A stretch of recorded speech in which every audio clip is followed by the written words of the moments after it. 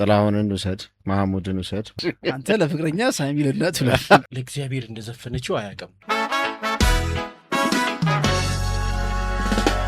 አቤት ቢዲያር አቤት አቤት። ቀጣዩ ምዕራፋችን ደግሞ የሙዚቃ ግብዣ ነው። ለሙዚቃ ግብዣው ገብሬ። እሺ ታንኪዩ። ዛሬ ሚካኤል ነው የምናስታውሳት። በጣም እንወዳት ድምጻዊት ነች።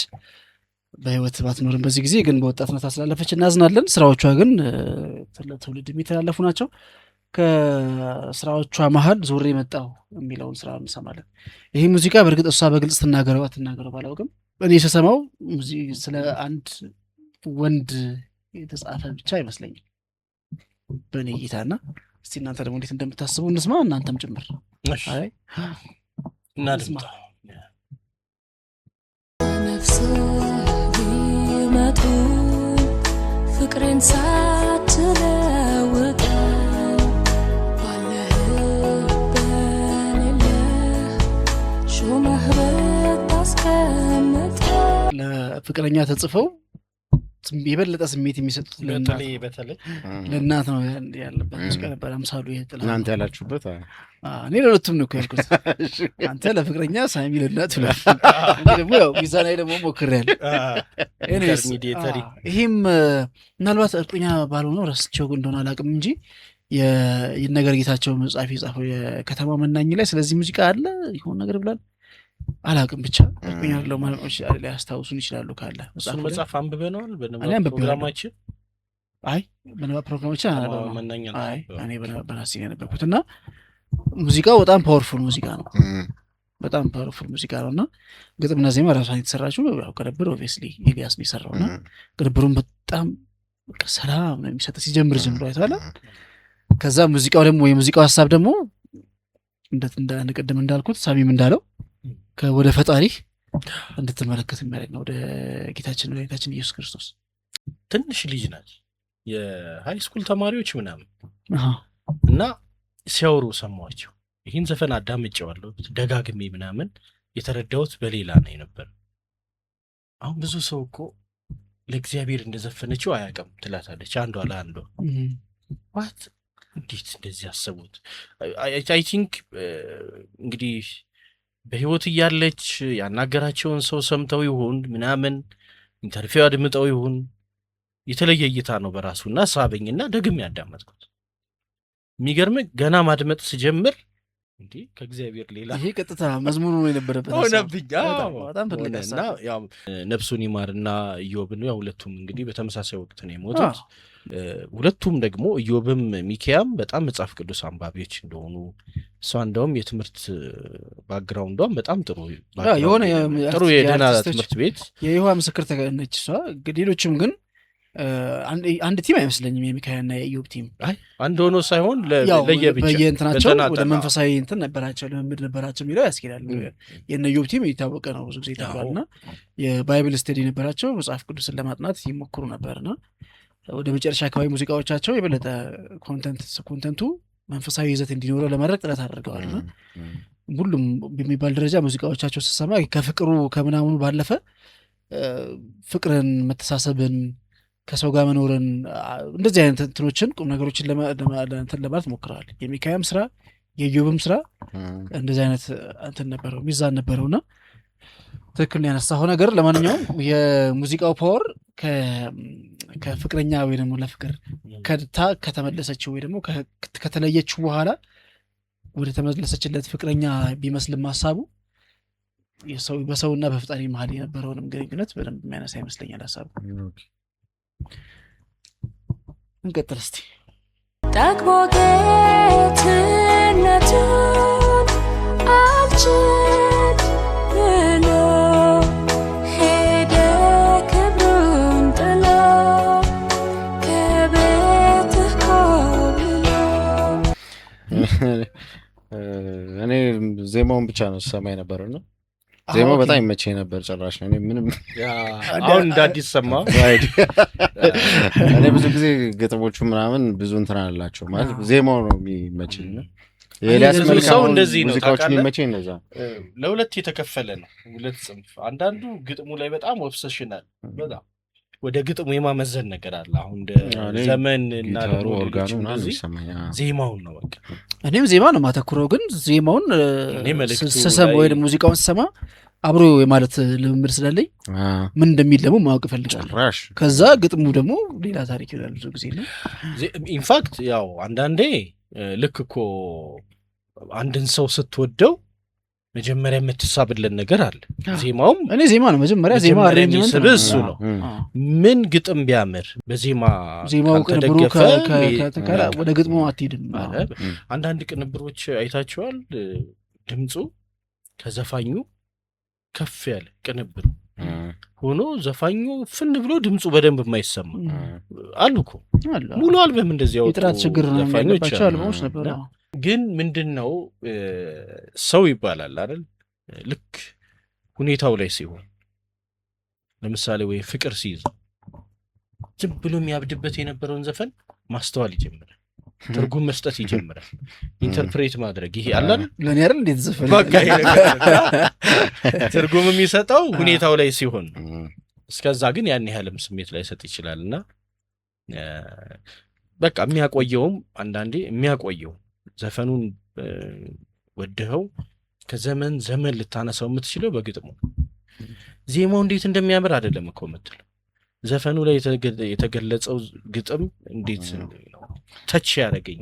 ግን ይለያያል። እኔ አሁንም ቢሆን ስራም ሰማው ክላሲካል ነው፣ ጭራሽ ሙዚቃዎች የሌሉበት ማለት ነው። ወይ ፒያኖ ብቻ ሊሆን ይችላል። ክላሲካልም እኮ ግጥም አለው። አሁን ክላሲካልም ግጥም አለው ስለ አትከተለውም ግጥሙ እሱማ በደንብ ነው እንጂ ሳላስበው እንደውም ልለው እችላለሁኝ፣ ግን ግጥሙን ግን አይደለም። አሁን ምን እንደሚል ራሱ ጭራሽ ላላቅም ራሱ ይችላል። አብዛኞቹ እንደውም ጭራሽ ቅድም ያለህ እሱ ነው። ለምሳሌ ሙዚቃ ስሰማ ግጥሙ እንደሚል እስቲ ግጥሙ ምንድን ነው የሚለው ብዬ ኢንቴንሽን አይደለም የምሰማው። ለምሳሌ የኦሮምኛ ዘፈኖች እሰማለሁ፣ ግጥማቸው ምን እንደሚል አላውቅም፣ ግን ሙዚቃውን ስሰማ ያ ግጥሙ አብረው ስላለ ራሱ ኦሮምኛውን ይዘዋለሁ። ኦሮምኛ ተናጋሪ ቢሰማኝ ሊስቅብኝ ይችላል። እኔ በተሰማኝ በምናምን ኦሮምኛውን እለዋለሁ ማለት ነው። በቃ እኔ የምወጣቸው ኦሮምኛ ዘፈኖች አሉ በራሴ ኦሮምኛ ማለት ነው። አሁን ያኔ ግጥሙን አልሰማሁትም ልህ አልችልም። በቃ ሰምቼዋለሁ፣ አብሬ ከሙዚቃው ጋር አዋሃጄ ሰምቼዋለሁ። ክላሲካልም ስትሰማ የራስህ አረዳድ አለ፣ ሙዚቃውን የምትረዳበት ክላሲካሉ ለአንተ የሚሰጥ ስሜት አለ። ከዛ ጋር ነው የምትሰማው እና ከነ ግጥሙም ስትሰማው በዛው ልክ ነው የምትሰማው። አንዳንዴ ግጥሙንም ብለኸው እኮ ምን እያለ እንደሆነ ሪያላይዝ ላታደርገው ትችላለህ። አንተ ሙዚቃውን ነው የምትለው፣ የሆነ ሰዓት ላይ ግን ግጥሙ ክሊክ ያደርግብሃል። ዋው ለካ እንዲህ ነበር እያለ ነበረው። ሊትራሊ በትክክል እያልከው ነበር፣ አንተም ግጥሙን እያልከው ነበር። ግን ከትርጉም ዋይዝ ሳትበት ነው የሆነ ቀን ደግሞ ክሊክ ያደርግሃል እየሰማ ስትሄድ ማለት ነው። አሁን ይሄ ሙዚቃ በዚሁ የሚገርመኝ ነገር አሁን በዚህ በሰውና በፈጣሪ መካከል ፈጣሪ ራሱን አሳልፎ ለሰው ልጅ ከመስጠቱ ጋር አያይዘህ ትሰማው ፐርፌክትሊ ማች ያደርጋል። የሆነው ይሄ ነው። ግን በዚህ መልኩ የማይሰማው ሰው እንዴት አይነት ፍቅር ይሆን ደግሞ የሚሰማው ብዬ አስባለሁ። ገብቶሃል? አሁን እሷ የምትለው ጠግቦ ጌትነቱን አልችል ብሎ ከቤት ኮብልሎ ሄደ ራሱን ጥሎ ምናምን እና ከዛ ዞሬ የመጣሁ ትላለች። በጣም የሰጣትን ፍቅር አቅልላ አፈርጥላው ሄደች የትም። ከዛ ስታየው እሱ የሰጣት ፍቅር ይበልጣል፣ ከሁሉም በላይ የሚችል አይደለም። ከዛስ ተመልሼ መጣሁ የእሱን ልብ አምና እርግጠኛ ሆና ተመልሳ መጣች። ይቅርታ አድርግልኝ ብላ አይደለም የተመለሰች ያለች ማለት ስትምረኝ ይሆን ይቅርታ ታደርግልኝ ብላ ይሆን ና ብላ አይደለም። የእሱን ልብ ሰፊነት እንደሷ እንዳልሆነ ያንተ ልብ እንደኔ እንዳልሆነ ውስጥ የስላወቀ ነው የምትለው እና የእሱን ልብ አምና ነው የምትመለሰው። የሰራችሁ ሁሉ ሰርታ ግን የእሱ ልብ እንደሷ እንዳልሆነ አውቃ ይቅርታው ላይ እርግጠኛ ሆና ነው የምትመለሰው። እና ይሄ ፍቅር የተሳለላቸው ወይ ደግሞ በሰዎች መካከል ባለ ፍቅር የተሳሉት ሰዎች እንዴት አይነት እንትን ገብቷቸውን ብያስባለሁ። ልዩ ይኖሩ ይሆን ወይ እንደዚህ አይነት በፍሬንድሺፕም አንዳንዴ እንደዚህ ሊገጥም ይችላል። ለምሳሌ በፈለገችው ጊዜ አለ እንግዲህ የልብ ጓደኛ ምናምን የሚባለው አሉ። በተቃራኒ ጾታም ሆኖ በፈለገችው ሰዓት ያለ ባሻት ሰዓት አጠገቧ እንዲሰማት የምትፈልገው የሆነ ነገር እንዲሟላላት የምትፈልገው ምናምን እንደዚህ ባለ ቁጥር is there for her አለ እኮ እሱ እነዚህ አይነት ሰዎች ግን እንዴት አይነት ሰዎች አሉ። ይሄ ለጓደኝነት ዋጋ የሚከፍሉ ትልቅ ዋጋ የሚከፍሉ አበሻቅጦ ሄዶ አይነት ሰዎች ግን ሳትጠላው ለሱ የሚያስፈልገውን ነገር ማድረግ አለማቋረጥ ገባር ይሄ በእናትና ልጅ መካከል ራሱ ሬርሊ ነው የሚገኘው ገባር እናትም እኮ ብዙ ጊዜ ያረጉታል እናትም ቢሆን የሆነ ጊዜ ላይ በቃ ማይታረቅ ልክ ሲሆን እኮ እርሜ በቃ ልጅ አይደለም ልትለው ልትችላለች ግን ደግሞ በተቃራኒው ያስበው በቃ እሱ ምንም አይነት መጥፎ ልጅ ቢሆን ለሱ የሚያስፈልገውን ነገር የምታረግ እናት ለሱ የሚያስፈልገው ነገር ሳያዘናጋማት ልጁ ጥሩ በሆነ ቁጥር መጥፎ በሆነ ቁጥር ሳይሆን ከኮንቴክስቱ ጋር ምንም ባልተገናኘ ሁኔታ ልጁ የሆነ ቦታ የሆነ ነገር ያስፈልጋል ብሎ ያን ነገር አድርጎ መገኘት ማለት ነው ልጁ በቃ አባቴ ጋር ተጣልቻለሁ በቃ በዚህ ራሴ ነኝ የሆነ ነገር ፊገራት ማድረግ አለብኝ ብሎ ሲሄድ አባቱ ቀድሞ አድርጎለት ምናምን ቢያገኘው ያን ነገር ወይ ደግሞ ጓደኛው ወይ ማንም ነገር አንተ ምንም ፍቅር ሳትሰጠው ፍቅር ለመስጠት አይደለም አዋርደኸው ያ ሰው ግን እስከ መጨረሻው ድረስ ትግስቱ ካላለቀ ዋው እንዴት አይነት መስጠት ነው በእውነት እንዴት አይነት ፍቅር ወጭም ያስመኛል ይስጣችሁ ሁላችን ይስጣን በዚህ አውድ ደግሞ በእርግጠኝነት ተሰምታል ብዬ አስባለሁ ሚካያም ግጥሟ በጣም የሚገርም ከባድ ነው ግጥሟ ከነዚህ ሙሉ አልበሟን አድምጡላት ያንተ ልብ እንደኔ ሆነ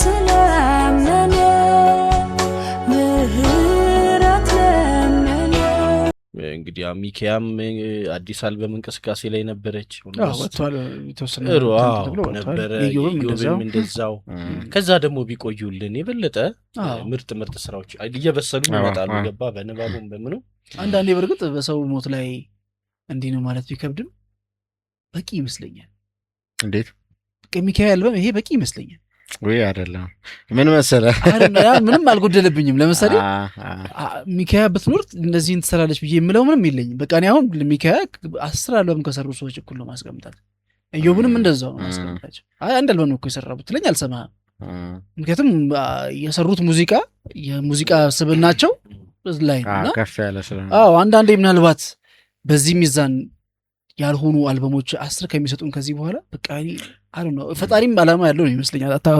ምሳሌ ልስጥ ግን አይቆጨኝም ማለት አሁን በማለፋቸው ባዝንም ግን ቢኖሩና ይሄን አልበም ደግሞ ቢሰጡን ብዬ የምለው አይደለም በቃ እኔ በቅቶኛል እየውም በቅቶኛል በቂ ነው ለኔ አይጎልብኝም ሚካኤልም እንደዛው ምሳሌ ጥላሁንን ውሰድ መሐሙድን ውሰድ ወይ ምናምን ስንት አልበም አላቸውና ስራዎቻቸው ደግሞ ወደ በኋላ ላይ እየመጣ ያለ እንዴት ነው ስራቸው በጣም አሪፍ እየሆነ ይመጣል ልምድ የሚያመጣው ነገር እሱ ነው በቃ እንዳልከው አሁን ባልኖረ ባላየሁት ነገር ላይ ማውራት ስለሚከብደኝ ነው እንጂ እኔ ተጨማሪ ሌሎች አልበሞችን ብትሰራ በርግጥ እመኛለሁ ምንም ችግር የለውም ግን ብዙ ጊዜ እንግዲህ አርቲስቶቻችንም የሚቸገሩበት ሳይታሰብ ቡም ያደርጋል አልበማቸው በትልቅ ሁኔታ ተደማጭነት ያገኛል በኋላ ላይ ከዚህ በታችማ ልሰጠው አልችልም በሚል ሲያሹት ረጅም ዓመታት የሚቆየው በዚህ ምክንያት ነው ስለዚህ አንደኛ አሁን ገብሬም እንዳልከው አንድ አልበም ብዙ ነገሮችን ሊነግር ይችላል በራሱ እነዚህ ሰዎች ደግሞ ልምድ አግኝተው የተሻለ አልበም ይዘው ቢመጡልንም ያስበላል በራሱ የሆነ ሆኖ ሁሌም ሰርክ አዲስ የሚሆን እየተሻሻለ ከፍ እያለ እየተስተካከለ የሚሄድ ስራ እንደሚኖር ይጠበቃል እና የሚካያ ባይሉን በዚህ መልክኛ የነው ሙሉ አልበሟን ገብታችሁ ተጋበዙልን አድምጧት እንግዲህ ይሄንን ዜማ እንኳን በሁለት መንገድ ተረዳ ነው በ3 በ4 በ5ም እያደረጋችሁ የምታደምጧት በጣም ትልልቅ ስራ አልበሞች ውስጥ አለ እና ነፍስ ይማርልን ስራዎቿን ደግሞ ስለሰጠችን እጅጉኑ ደግሞ እናከብራለን እናመሰግናለን እንግዲህ ክብራን አድማጭ ተመልካቾቻችን ይሄን የመሰለ ቆይታ ያደረግንበት ዝግጅታችን የዛሬው ይሄን ይመስል ነበር በቀጣይ ቪዲዮቻችን ተመልሰን እንገናኛለን እናንተም ቸል አትበሉ ሰብስክራይብ ማድረጉን ላይክ የሚደረግ ሼር መደረጉ ደግሞ አይረሳ መልካም ጊዜ መልካም ቆይታ